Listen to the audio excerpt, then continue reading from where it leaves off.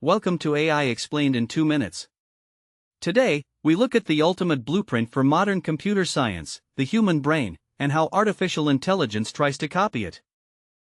The human brain is a biological marvel. It relies on wetware, billions of neurons constantly rewriting their connections to adapt to anything. Computers, however, rely on hardware, executing precompiled logic on silicon with fixed, rapid-fire arithmetic. This difference creates a massive intelligence gap.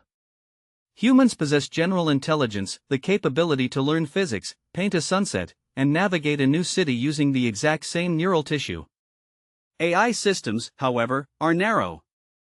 A world champion chess algorithm is entirely useless if you ask it to drive a car or write a poem. To close this gap, software engineers built artificial neural networks.